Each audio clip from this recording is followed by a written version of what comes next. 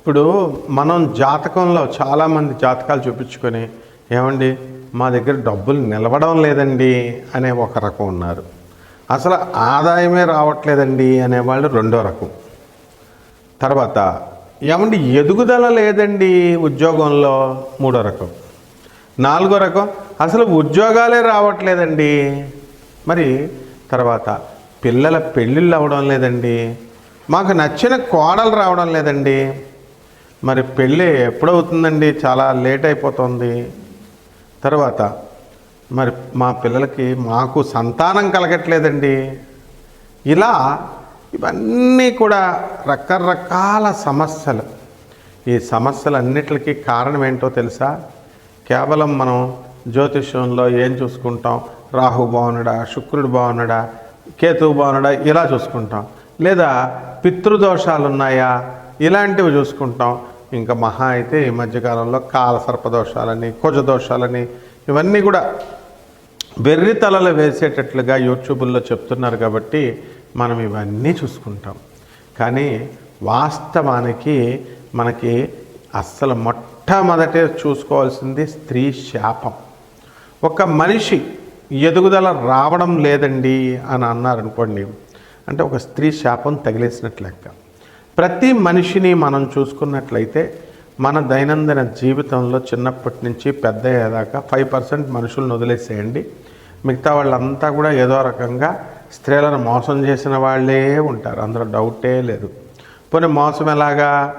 ప్రేమలో మరి ప్రేమించేది ఒకరిని, ఆ తర్వాత 4 సంవత్సరాలు 3 సంవత్సరాలు వాళ్ళని వాడుకొని ఆ తర్వాత వేరే పెళ్లి చేస్తున్నారు, మా అమ్మ మా నాన్నలు ఒప్పుకోవట్లేదు అని చెప్పి ఆడపిల్లలను మోసం చేసే ప్రబుద్ధులు 100 మంది ఉన్నారు. మరి ప్రేమించే మొదలుపెట్టినప్పుడు వీడికి తెలియదా వీళ్ళ అమ్మని పర్మిషన్ తీసుకోవాలని? కాబట్టి అవన్నీ తీసుకోరనమాట. ఇప్పుడు మాత్రం తల్లి వచ్చేస్తుంది, మధ్యలో చెల్లి వచ్చేస్తుంది, బుల్లి వచ్చేస్తుంది, వచ్చేసి మా అమ్మలు ఒప్పుకోవట్లేదు, మా కుటుంబం ఒప్పుకోవట్లేదు అంటారు. ఈ సిగ్గులేనా? సిగ్గులేదు. పెళ్లి చేసుకునేటప్పుడు వీళ్ళు ఏం చేస్తారు, ముందు తిరుగుతారనమాట. ప్రీ వెడ్డింగ్లు వచ్చినాయి కదా, ముందే తిరిగేడాలు, ప్రీ శోభనాలని, ప్రీ వెడ్డింగ్లని ఇలాగ ఏవైతే వచ్చేసినాయో అవన్నీ యూట్యూబ్లో పెట్టుకోవడానికి, తర్వాత కెమెరాలో వీడియోస్ అన్నీ తీసి భద్రపరచుకోవడానికి, ఇవన్నీ ఎలా అయితే స్టైల్ మారిపోయిందో ఆ విధంగా ఈ ఆడపిల్లలు కూడా వాళ్ళతో తిరగడం, తర్వాత చదువుకునేటటువంటి పిల్లలు కూడా ఫారెన్లో మగాళ్ళతో రూములు తీసుకోవడం, రిలేషన్షిప్లో ఉండడం చాలామంది వరకు. ఇక్కడ ఒక్కొక్కళ్ళు 2-3 ఫ్రెండ్స్ని, ఆడవాళ్ళకి అలాగే ఉంటున్నారు, మగాళ్ళకైతే 4-5 ఇలా రకరకాల మళ్ళీ వీళ్ళే చెప్పుకుంటారు అంతా కూడా. వీటి వల్ల మగవాళ్ళకేమో స్త్రీ శాపాలు తగిలేస్తాయి, ఆడవాళ్ళకేమో మరి ఈ మగాడు కొంతమంది మగాళ్ళను కూడా మోసం చేసినటువంటి ఆడవాళ్ళు చాలామంది ఉంటారు. వీళ్ళకి స్త్రీ దోషాలు తగిలేస్తాయి అన్నమాట. ఇది తేడా. కాబట్టి మనకి ఏంటి, ఒక అమ్మాయి ఉందండి, ఆ అమ్మాయి ఒక అబ్బాయిని ప్రేమించిన తర్వాత యూనివర్సిటీలో పిలిచింది, ప్రేమించింది, అంతా అయిపోయింది. కానీ పెళ్లి చేసుకుందాం అనే టైంకి ఏం చేసింది, వాడు నన్ను ఏం పోషిస్తాడు, అందుకని నల్లగా ఉన్నా సరే నేను సాఫ్ట్వేర్ ఇంజనీర్ కాబట్టి వాడిని చేసేసుకున్నాను అని అన్నది. బాగుంది. మరి వాడేమైపోతాడు, వాడు వదలడు కదా, ఫోన్లు చేస్తుంటే ఫోన్లు బ్లాక్ లిస్ట్లో పెట్టడం, అదే సిమ్మే మార్చేసుకుంటుంది. ఈ రకంగా ఈ వాడు ఉసురు తగలదా? మరి తగులుతుంది, తప్పకుండా తగులుతుంది. అయితే అదే స్త్రీ శాపంగా, వాడికి స్త్రీ దోషంగా పరిణమిస్తుంది ఇది. అలాగే చాలామంది ఏం చేస్తున్నారండి, వీళ్ళు ఆ తర్వాత కాలక్షేపంకి, టైంపాస్కి మాట్లాడడం. ఏముందండి, మాట్లాడుతున్నాను అంతే, మాట్లాడితే తప్పే ఉందండి. వచ్చి కలవమన్నామనుకో ఏం చెప్తారు వీళ్ళు, ఏమండి మా ఆయన నేను కలిసి వచ్చి మాట్లాడతాం. ఈ రకంగా చాలామంది మగాళ్ళకి చెప్పడం, ఫోనుల్లో టైంపాస్లు చేసుకుంటూ అవతలాల టైం వేస్ట్, మీ సోదుల కోసం అవతల వాళ్ళ టైం ఎంత వేస్ట్ చేస్తున్నారు మగాళ్ళది అనేటటువంటిది వీళ్ళకి స్త్రీలకు తెలియట్లా. అలాగే వీడు కూడా సొల్లుగాడిగా తయారయ్యే మగాడు కూడా ఆడద ఫోన్ చేస్తే చాలు సొల్లు కార్చుకుంటూ గంటలు మాట్లాడతాడు అనమాట. అదే మగాడు పాపం వచ్చి వాళ్ళ ఆఫీసర్లు కూడా ఉన్నారు, ఇందులో రాజకీయ నాయకులు అలాగే చేస్తారు, ఆఫీసర్లు అలాగే చేస్తారు. కారణం ఏంటి? మగాడు అంతే, అది మనిషి వాడు. ఆఫీసర్ అయితే ఏంటి, బొంగ అయితే ఏంటి, ఎవడైనా సరే ఒకటే.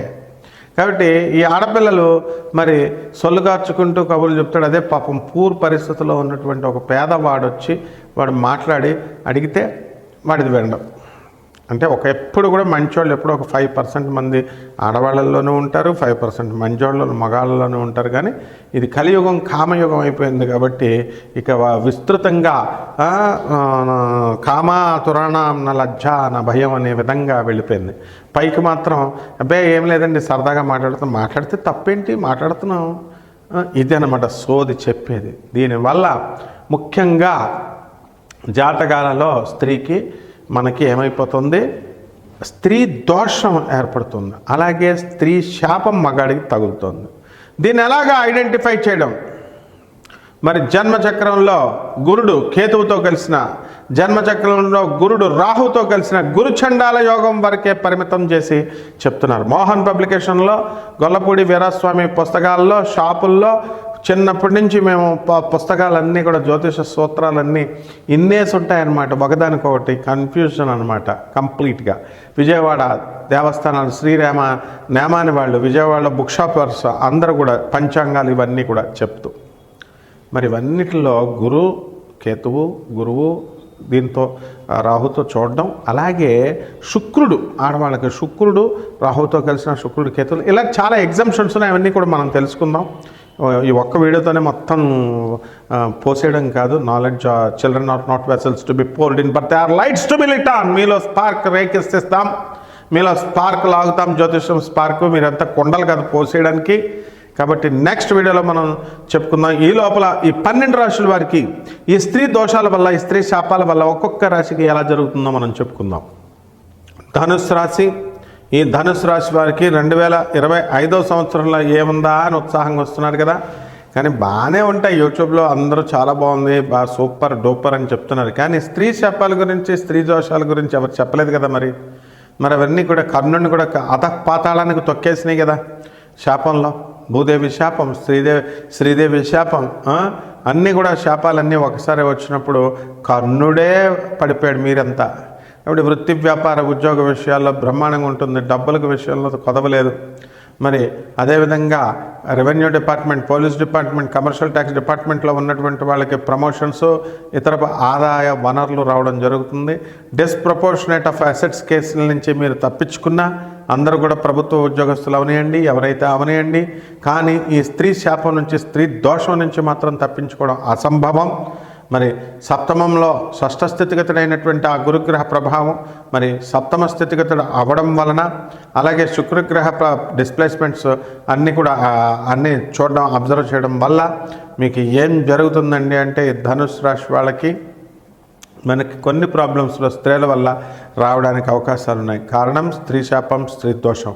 మరి పూర్వజన్మలే అవసరం లేదండి, ఈ జన్మలోనే మీరు స్త్రీలకి మేము ప్రతి ఒక్కళ్ళు మేము చాలా మంచి వాళ్ళమండి, మేము ఏ ఆడవాళ్ళ జోలికి వెళ్ళలేదని చెప్తారు. అవన్నీ కాక్ అండ్ బుల్ స్టోరీస్ మాకు తెలుసు. కానీ ఎవరైతే వెళ్ళారో, వెళ్ళలేనటువంటి వాళ్ళ సంగతి వదిలేసేయండి. ఎవరైతే కఠినంగా కర్కశంగా మోసాలు చేసినటువంటి ఆ స్త్రీ శాపాలన్నీ కూడా ఈ 2025వ సంవత్సరంలో మీకు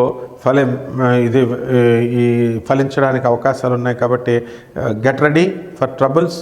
పోలీస్ కేసుల్లో ఇరుక్కోవడానికి, జైలుకి వెళ్ళడానికి, ఏదో రూపంలో ఆ అమ్మాయి డైరెక్ట్ పాపం పెట్టలేదు అబల కాబట్టి మరి ఈ రూపంలో రావడానికి అవకాశాలు ఉంటాయి. కాబట్టి ఈ యొక్క ధనుస్సు రాశి వాళ్ళు ఎంతసేపు డబ్బునే చూస్తున్నారు. గతంలో కొంతమంది ధనుస్సు రాశి వాళ్ళు అపార్ట్మెంట్లు రాసి ఇచ్చారు వీళ్ళ అబ్బా సొమ్మని ఆడవాళ్ళకి. చాలామంది ప్రముఖ సినీ హీరోలు కూడా ఉన్నారనమాట. ఏంటంటే ఆ బిల్డింగ్ రాసాడు, ఈ బిల్డింగ్ రాసాడు అంటే తండ్రులు ఎందుకు సంపాదిస్తారా ఆ బిల్డింగ్లో లవర్స్కి రాసి ఇచ్చేయడానిక? పేదవాళ్ళు కనబడలేదు, అనాథ పిల్లలు కనబడలేదు అంటే ఇవి మీ ఇష్టమేనమాట. మీ ఇష్టం వచ్చినట్టు మీరు చేసేయచ్చు. శనిగ్రహాలు ఇవే వదలవు మిమ్మల్ని. స్త్రీ శాపాలు వదులుతాయి అనుకుంటున్నారా మీరు? కాబట్టి కొంత పరిహారాలు చేసుకోవడం కోసం రెమెడీ చెప్పాలి కదా. మరి దానికోసం ఈ యొక్క వృశ్చిక రాశి వారికి అర్ధాష్టమ శని ఉన్నాడు. శని జపం చేయండి, శని స్తోత్రాలు చదవండి. శనికి కిలోంపావు నల్ల నువ్వులు, నల్లని వస్త్రాలను ఇచ్చి పేద బ్రాహ్మణులకి మరి అధిక పారితోషికాన్ని ఇచ్చి శనివారం నాడు ఉదయం 8 గంటలకి దానం చేసుకోండి. అలాగే చక్కగా మీరు ఏం చేయాలా, దశమహావిద్యల్లో ఒకటైనటువంటి మహాకాళి అమ్మవారి యొక్క హోమాన్ని మీ ఇళ్లలో జరిపించుకోవడం ద్వారా కాస్త తప్పించుకోవడానికి అవకాశాలు ఉంటాయి. శుభమస్తు.